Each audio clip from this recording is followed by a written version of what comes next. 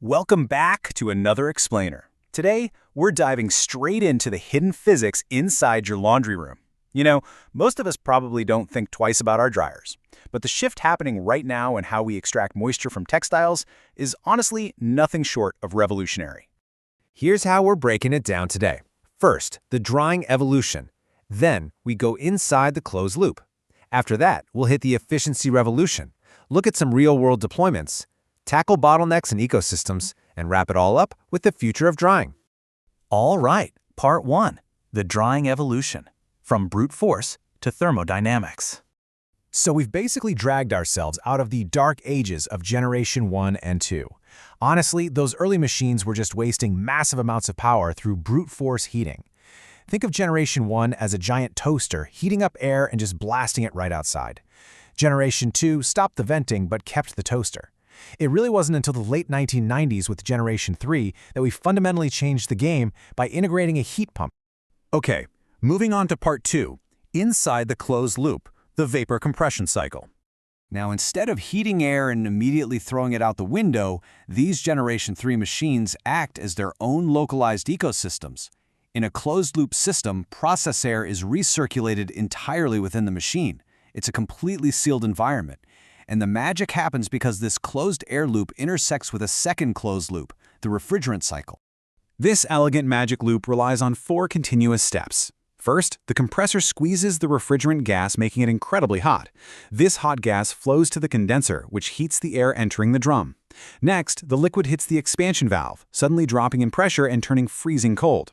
Finally, that cold mixture hits the evaporator, pulling the warm moisture out of the air, leaving the drum. It's a continuous, perfectly balanced dance of physics. Because this cycle is actually moving heat rather than creating it from scratch, it completely shatters standard energy limits. We're talking 3 units of heat for every 1 unit of electricity. It almost feels like cheating physics. The coefficient of performance, or COP, is the crucial metric here. Anything above 1.0 means you're getting more heat energy out than the electrical energy you're putting in. Hitting a COP of over 3.0 is exactly why this is a true engineering marvel. Which brings us to Section 3, the efficiency revolution, smashing the metrics. When you look at the specific moisture extraction rate, or SMER, the jump is just wild, a massive 50 to 70% efficiency leap. SMER basically measures how many kilograms of water are removed per kilowatt hour of electricity. A traditional dryer sits right around 1.0. The heat pump dryer, it casually jumps up to 3.5. That is a staggering reduction in energy consumption for the exact same chore. Contrast this incredibly low 800 to 1,000 watts against the massive 3,000 plus watts needed by a traditional resistance dryer. To put that in perspective, a traditional dryer uses about as much power as running 3 modern microwave ovens at the exact same time. The heat pump dryer operates on a fraction of that, often pulling less power than a standard hairdryer. But the innovation doesn't just stop at the electricity. The industry has also overhauled the actual chemicals flowing through the loop, moving away from harmful greenhouse gases to natural refrigerants like R290. That drops the global warming potential from a massive 1,430 down to just 3. So not only is the machine pulling a fraction of the power off the grid, but the fluid inside is vastly safer for our atmosphere. All right, Section 4, real-world deployments powering the modern habitat. If you've ever blown a fuse trying to dry clothes and cook dinner at the exact same time, you are definitely going to appreciate this. In high-density cities with limited 10 amp to 13 amp service panels, the heat pump dryer allows residents to dry clothes while simultaneously running an induction cooktop or an AC unit without blowing a fuse. When you're dealing with older urban infrastructure or highly dense apartment buildings, you simply cannot have every unit pulling 3,000 watts simultaneously. The heat pump dryer removes a massive bottleneck from the aging power grid. And then there's the ultra-efficient passive houses. For these, vented dryers are strictly prohibited because they destroy the building's HVAC balance by sucking out conditioned indoor air. Heat pump units, on the other hand, add zero moisture to the room and keep the air envelope perfectly sealed. If you spend thousands of dollars perfectly insulating a modern home, you don't want a machine that literally punches a hole in the wall and blows your heated or air-conditioned air outside. Let's pivot to Section 5, bottlenecks and ecosystems, solving the engineering challenges. Now, these architectural differences come with a major secondary benefit, fabric care. The heat pump dryer operates at a much lower, much gentler 45 to 55 degrees Celsius. Because you aren't blasting fabrics with 85-degree heat from a glowing nichrome wire, your clothes experience minimal thermal shock and last much longer.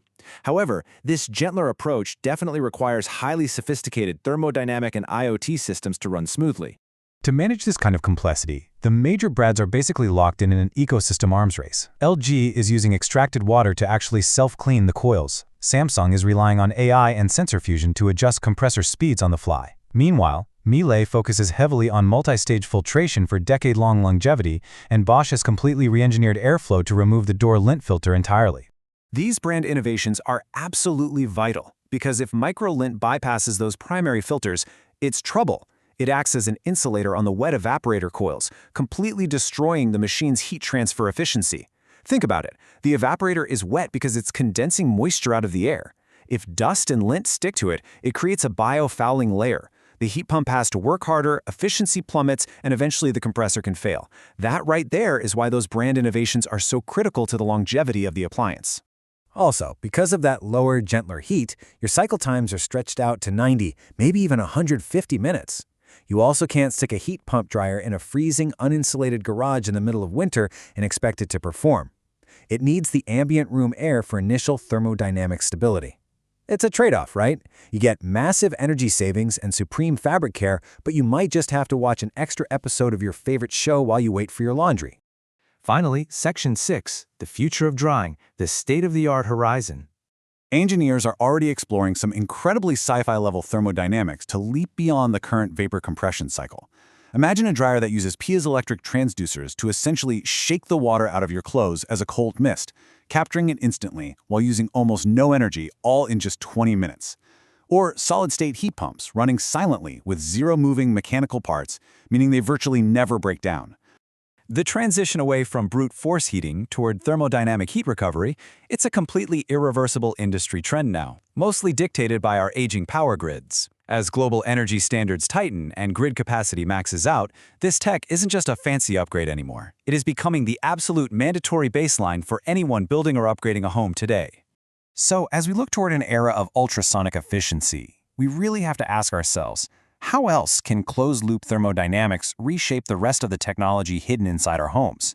If we can entirely reinvent the laundry room to recapture its own energy, the potential for truly self-sustaining, intelligent habitats is right around the corner. Keep an eye on the physics happening right under your roof. Thanks for joining me on this explainer, and I'll catch you next time.